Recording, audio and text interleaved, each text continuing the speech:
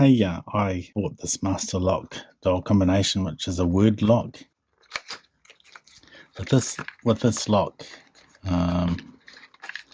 it's not sealed, and doesn't have the combination here. I believe the combination is on the back of this somehow. I have not looked. You'll have to trust me about that. What I'm going to do is try the techniques that I've shown in my other videos to decode one of these master locks. I'm talking about ones with the small diamond here. Sometimes you get master locks that look similar to this. They're cheap ones, and they've got sort of that large imprint of a diamond around here and with a small dit in the middle. I'm not talking about those. I'm talking about the ones that has the small triangle. And what my method is turning it several times to the left, counterclockwise, and then I'm going to pull up softly on the shackle. I'm going to turn softly this way. It's stopping it at G until I forced it past.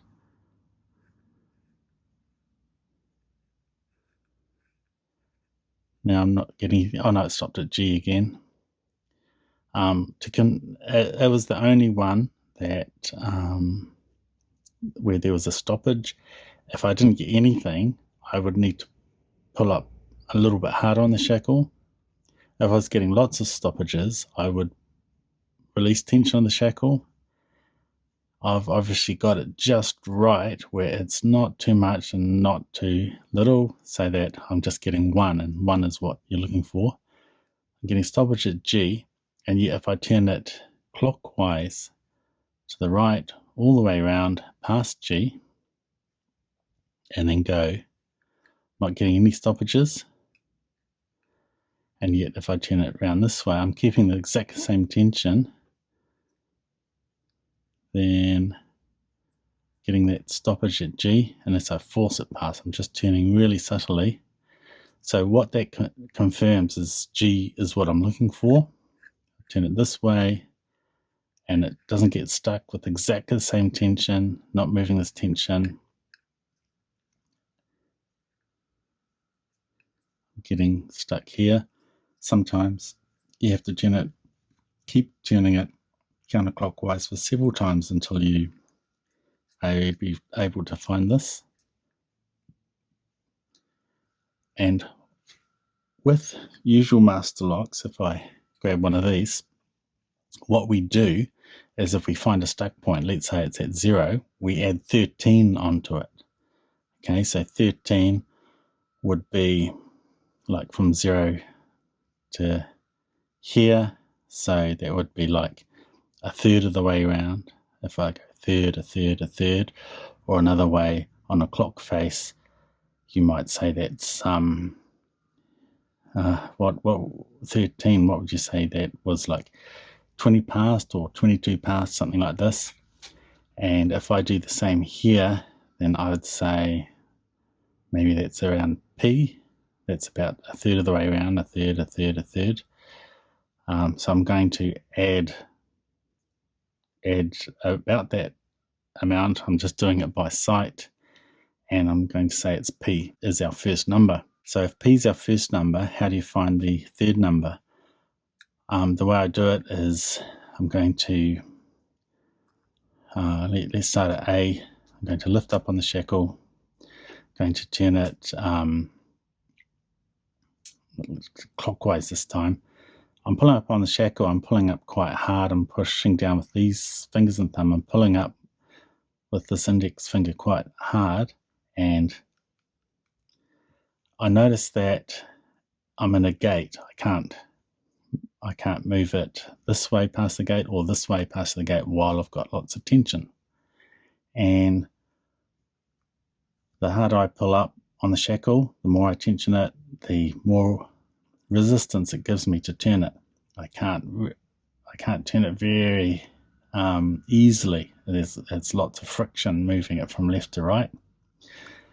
So I know that's not our third number. Now I have to remember P is our first number. Okay, and that's not our third number. If I let go of the shackle a little bit, turn a little bit, lift up on the shackle, and I'm going to turn it. It should click into the next gate, which it did, and there's lots of resistance, so I know that's not our third number. Let go, turn it, pull it up. Next gate, lots of resistance, and you'll find 12 of these gates, I think. And next one, I've got quite good at letting go tension a little bit, turning it and pulling up tension, and then click it into the next gate. You can get quite fast at checking each one. Now see this one, it's easy to move. I can even move it with one finger. And if I push the shackle in and pull it just to really, really tighten it really hard, as hard as I can, it still moves quite easily, and I can click both sides. It did tighten up a little bit, which is interesting. So I'm going to check the rest of them. At the moment, N is our as the favourite one, as the third number possibility. I'm going to go to the next one. No, lots of resistance. Lots of resistance. Lots of resistance. Don't even need to pull up that hard. I'm getting lots of resistance. And I'm back round to A again. So N was the only one where I can turn it. I can turn it even with one finger. If I pull it really hard, there's a little bit more resistance, but I can still turn it. So I'm saying P's our first number, N's our third number. So now what I'm going to do, several times to the right to reset the internal wheels. Several times stop at our first number, which we said was P. P, and then one full turn to the left, past P to our first number. And we don't know what our second, so past P to our second number, we don't know what our second number is.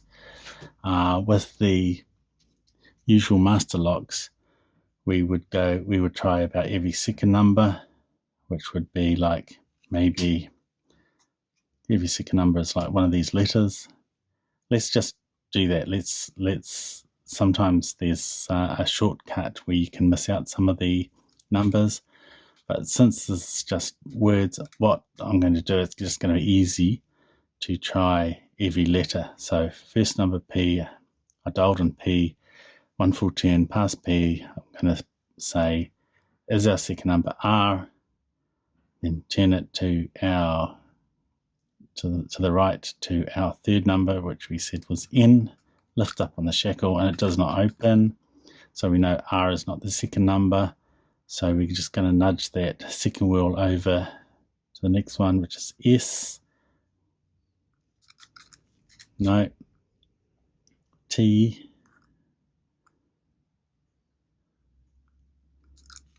No. U.